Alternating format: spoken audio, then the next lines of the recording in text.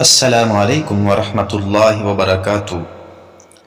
ناظرین، اس ویڈیو میں بتایا جائے گا کہ 5 فرض نمازوں کی ابتدا کیسے ہوئی اور کس کس پیغمبر نے ابتدا کی اور کیوں کی۔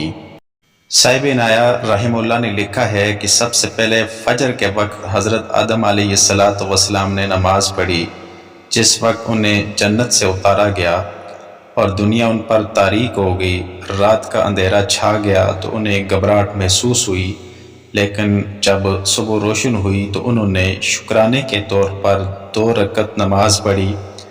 پہلی رکعت رات کی تاریکی سے نجات کے شکرانے میں اور دوسری رکعت دن کی روشنی لوٹ آنے کے شکرانے میں۔ اور ظہر کے وقت سب سے پہلے حضرت ابراہیم علیہ السلام نے نماز پڑھی۔ اس کا واقعہ اس طرح ہے کہ جب اللہ تعالیٰ نے انہیں اپنے نور نظر حضرت اسماعیل علیہ السلام کو قربان کرنے کا حکم دیا اور ان کی جگہ دمبا کی قربانی ہوئی تو انہوں نے شکریہ کے طور پر 4 رکعت نماز ادا کی۔ پہلی رکعت بچے کا غم دور ہونے کے شکریہ میں، دوسری رکعت فداکاری پر کھرا اترنے کے شکریہ میں، تیسری رکعت اللہ تعالیٰ کی خوشنودی کے لیے اور چوتھی رکعت بیٹے کے صبر کرنے کی وجہ سے۔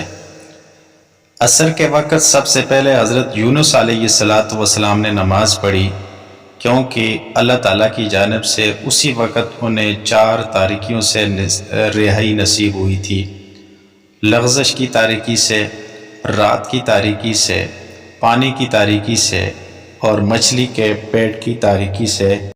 مغرب کے وقت سب سے پہلے حضرت عیسیٰ علیہ السلام نے بطور شکرانہ 3 رکعت نفل نماز پڑھی ہے۔ پہلی رکعت اپنی ذات سے الوہیت کی نفی کے لیے، یعنی اپنی ذات سے الہ ہونے کی نفی کے لیے، دوسری رکعت اپنی والدہ کی ذات سے الوہیت کی نفی کے لیے، اور تیسری رکعت صرف اور صرف خدا وحدہ لا شریک کی ذات علی میں الوہیت کے اثبات اور انحصار کے لیے۔ عشاء کے وقت سب سے پہلے حضرت موسیٰ علیہ السلام نے 4 رکعت نماز ادا کی۔ اس کا واقعہ یوں ہے کہ جب وہ مدین سے نکلے اور راستہ بھٹک گئے تو انہیں 4 چیزوں کا خوف لاحق ہوا۔ نمبر 1 بیوی کا، نمبر 2 اپنے بھائی حضرت ہارون علیہ السلام کا، نمبر 3 اپنے دشمن فرعون کا، اور نمبر 4 اپنے بچوں کا۔ لیکن جب اللہ تبارک و تعالیٰ نے انہیں ان 4 غموں سے نجات دے دی تو اس وقت بطور تطوع یعنی بطور نفل انہوں نے یہ 4 رکعتیں ادا کی، جنہیں اس امت پر فرض قرار دے دیا گیا ہے۔ صاحب عنایہ نے لکھا ہے کہ نماز کے متعلق یہ اقوال مجھے اپنے شیخ علامہ قوام الدین رحمہ اللہ کی شرح میں دستیاب ہوئے ہیں، جو ابو الفضل سے منقول ہیں۔